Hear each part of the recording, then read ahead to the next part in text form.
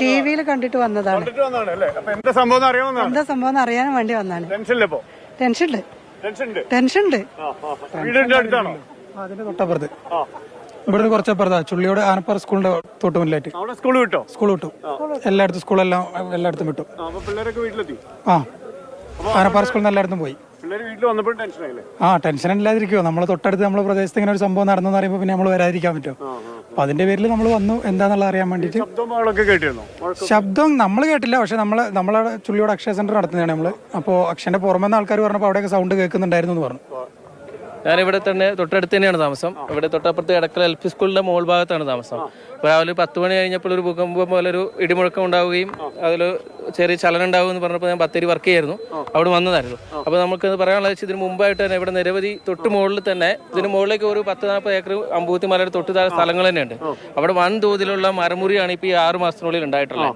അതുപോലെ റിസോർട്ട് നിർമ്മാണം അനധികൃതമായിട്ട് ഒരുപാടുണ്ട്, അതുപോലെ ശ്രദ്ധിക്കണം. അതുപോലെ കുഴൽക്കിണർ കുഴിക്കലുണ്ടായിരുന്നു. അപ്പൊ ഞാൻ തന്നെ ഭൂഗർഭ വകുപ്പിൽ വിളിച്ചിട്ട് കഴിഞ്ഞ 6 മാസം മുമ്പ് പരാതിപ്പെട്ടു.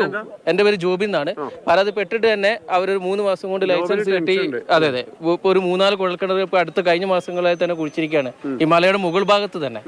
അപ്പൊ അതിനെതിരെയൊക്കെ വേണ്ട നടപടികൾ സ്വീകരിക്കണം. എന്തൊക്കെയാണെന്നുള്ളത് അന്വേഷിച്ചിരിക്കുകയാണ്. അതെ. അപ്പൊ ഇതുപോലെയുള്ള ആശങ്ക ഓരോ ചെറിയ കാര്യത്തിലും നാട്ടുകാർക്ക് ആശങ്കയുണ്ട്. പക്ഷെ അതോടൊപ്പം തന്നെ പറയേണ്ടുന്ന കാര്യം ഇത് എത്രത്തോളം ഇതിൻ്റെ ഒരു നാട്ടുകാർ പലരെയും നമ്മൾ കണ്ടപ്പോഴും ഈ പ്രദേശത്തുള്ള ആൾക്കാരാണോ അതോ കേട്ടറിഞ്ഞു വന്നവരാണോ? ഇല്ല, നിങ്ങൾ ടെൻഷൻ ഒന്നുമില്ലല്ലോ, വളരെ ഹാപ്പി ആയിട്ട് കണ്ടല്ലോ. വലിയ പ്രശ്നമൊക്കെയാണെന്ന് പറഞ്ഞിട്ട് ടെൻഷനൊന്നുമില്ല. ഇവിടെ മേപ്പാടിയിലൊക്കെ പ്രശ്നം കഴിഞ്ഞ് ചൂരൽമല എന്നൊക്കെ കഴിഞ്ഞ് അതിൻ്റെ തൊട്ട് പിന്നാലെ എന്നൊക്കെ കഴിയുമ്പോൾ ഞങ്ങൾക്ക് പേടിയായിരുന്നു. നമുക്ക് അങ്ങനത്തതൊന്നുമില്ല. പറയുന്നു നമ്മളൊക്കെ കേട്ടു എന്നുള്ളതാണ്. നമ്മളൊക്കെ പണിക്ക് പോയിട്ട് വന്ന പണി സ്ഥലത്തുനിന്ന് വന്നതാണ്. അപ്പം ഇത് കേട്ടറിഞ്ഞു വന്ന ആൾക്കാരുണ്ട്. ഇതിന്റെ തൊട്ടടുത്ത് താമസിക്കുന്ന ആളാണ്. ഇവിടെ ഇതൊന്നും ഉണ്ടായിട്ടില്ല. ഒരു സാധാരണ ഒരു ഇടി വെട്ടുന്ന പോലെ ഒരു ശബ്ദം അത്രയില്ല, അതിൽ കവിഞ്ഞ് വേറെ ഒന്നും ഇവിടെ ഇല്ല.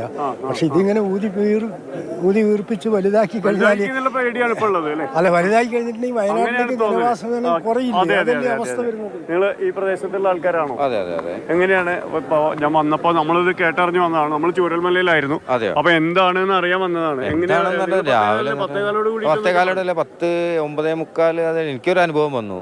വീട്ടിലായിരുന്നപ്പോൾ ഞാൻ ഇങ്ങനെ പുത്തുമലയിലെ ഈ ഫംഗ്ഷനും കാര്യങ്ങളൊക്കെ എന്താ ടി വിയിൽ ഇങ്ങനെ കണ്ടോണ്ടിരിക്കുകയായിരുന്നു.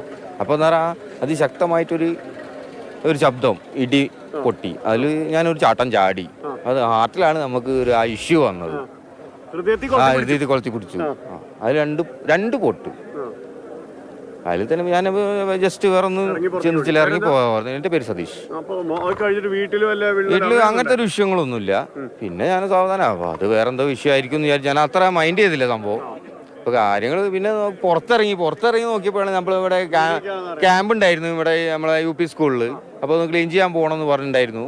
അപ്പോൾ അവിടെ പോയി അത് ക്ലീൻ ചെയ്തു. അപ്പോഴാണ് ഈ ഇഷ്യൂസ് ഒക്കെ അറിയണത്. നേരത്തെ ഹൃദയത്തിൽ വന്ന വേറെ ഇതായിരുന്നു അപ്പോഴാണ് അറിയണേ.